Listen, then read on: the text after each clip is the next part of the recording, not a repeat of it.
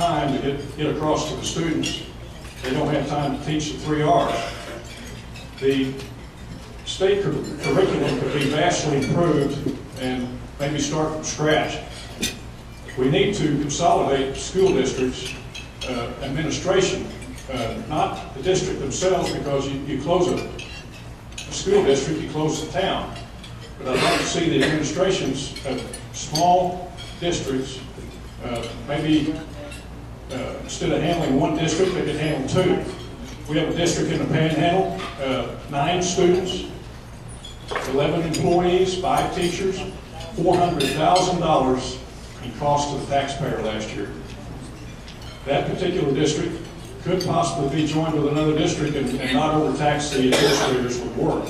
We need to get less money to the administrations, more money to teachers. Our teachers are underpaid. We're losing our best teachers to surrounding states because they'll go and collect $5,000 more per year. And that's something that we could overcome if we take the money from the top and put it down towards the bottom. No matter how much money we put into education, it never seems to funnel down into the classroom. But under my administration, it would.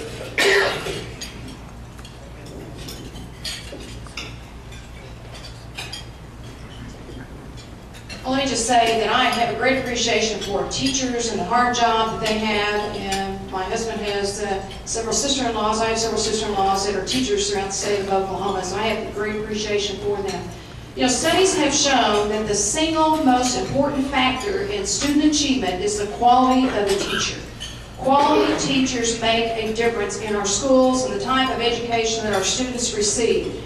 And that is why I'm very proud that our Oklahoma legislature has passed pay for performance for our teachers. And it's going to be up to the governor, our next governor, to do everything that we can to implement a good pay for performance system in the state of Oklahoma so that we reward good teachers, and frankly, we get rid of bad teachers that aren't doing the job. I'm going to hold teachers accountable. I'm going to hold superintendents accountable, principals accountable. We're going to report how schools are doing in the state of Oklahoma. And my goal is going to be to drop the high school dropout rate by half. Too many of our kids drop out of high school. My goal will be to reduce the remediation rate when kids finish their senior year in high school and start their freshman year in college. It's 39% right now. We're going to reduce that in half. We have to make improvements in education. It's critical for job recruitment, critical for our children's future, and it's critical for the future of the state of Oklahoma. And let me just say, I'm very proud that we have charter schools in Oklahoma. I'm going to do everything I can to form better charter schools in our state. We have some great examples with Harding Charter School, with KIPP schools in the state. We have great expectation programs for at-risk students in our state. And I will not support State Question 744 because I think it will be devastating to our state budget, devastating to transportation, corrections, all the other much-needed services in our state of Oklahoma. Yet I'm going to do everything I can to do the best job possible to improve education, high standards, high goals, reduce some of the problems that we have with high school dropout rates, and that will be my goals as governor. I have quite a different view than what I've heard so far on this panel. And I actually have a vision for education.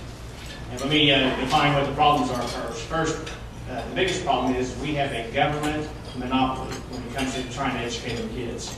And that just doesn't work. And I fully intend on taking on the OEA. The union, breaking the union in our school system must happen. And it's going to take some bold, courageous leadership to do that.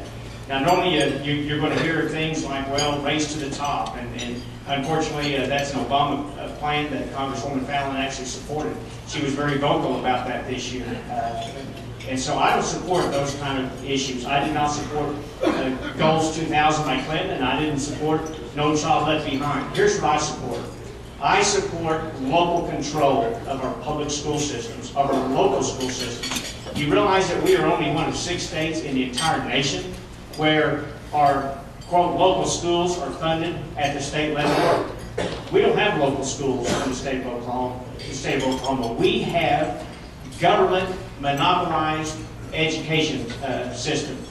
I want to transfer the funding to the local control. Put the moms and dads back in control of their kids' education. The moms and the parents are they're almost helpless right now in trying to get a good education for their kids. They're stuck in failing school systems.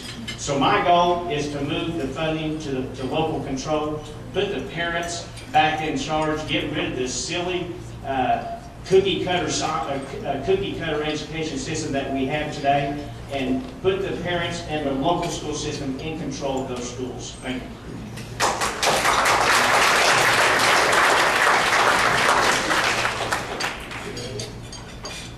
It has been observed by many that the federal government has become more a national government by usurping powers originally reserved to the states. Are there areas of federal intrusion that concern you? And if so, what can we do as a state to recover from it? Steve, where do you start? The Obamacare, the federal government, this is the first time they've ever tried to force the American public to buy anything. They've got threats involved on this. Where does this stop? We have Article 4, Section 4 of the Constitution clearly spells this out. The federal government is here to defend the states, and the 10th Amendment of the Bill of Rights, it seems like the federal government has completely thrown all this out to try to force things down our throats. The Obamacare bill, when it was passed, there were so many shenanigans pulled. That was completely illegal the way it went through Congress.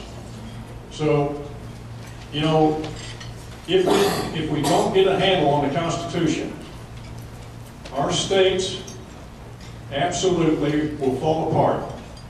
I feel like this is the most dangerous period of time the United States has ever faced in my lifetime, and that's one reason I got involved in this political race.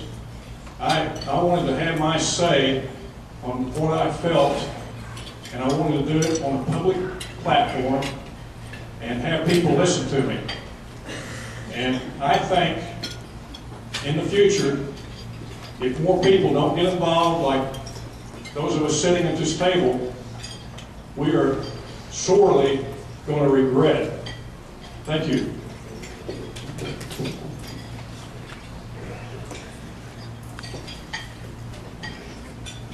Well, let me just say I'll do everything I can as governor to protect the state of Oklahoma against federal intrusion, to stand up for our Constitution, stand up for our state's rights, just as I have in Congress. I'm a member of the Sovereignty Congress in Washington, D.C., and I'm also a co-author of a resolution to assert our 10th Amendment rights as a state. I know very well the challenges that we have from our federal government. I know very well the overreaching arch that Washington, D.C. has tried to insert themselves into the business sector, into our private lives, into rules and regulations, into higher taxes, into debt, and deficit and spending. I've been there, I've seen it, I've fought the battles against that, and that is why one of the things I've done is I have signed on as a member of Congress on an amicus brief to sue the federal government over the unconstitutionality of President Obama's health care bill that will put trillions of dollars of taxes upon our states, unfunded mandates upon the state of Oklahoma that can bankrupt our state budget, and also what I believe to be just unconstitutional, a violation of our state's rights. We also have big problems with the EPA and how it's interfering in our oil and gas sector and some of the rules and regulations that the EPA director is trying to push down upon the states. We've seen bridges to our freedom of speech through hate crimes that I voted against and I fought against on those particular issues. And I know that we have tremendous challenges ahead of us as a state with the federal government and the things that President Obama and Speaker Pelosi are doing. I'll give you another example. It has been rumored in Washington, D.C. that President Obama may do amnesty for illegal immigrants. Go around the will of the people. He has already challenged Arizona and Arizona's immigration law. We have to stand up and fight as a state so the federal government doesn't take over our state rights. And those are the things that I will do if I have the chance to serve as governor, just like I have always done for our state, and I will continue to do. I know the battles. I've been there. I'm a battle warrior, and I'm a fight for Oklahoma.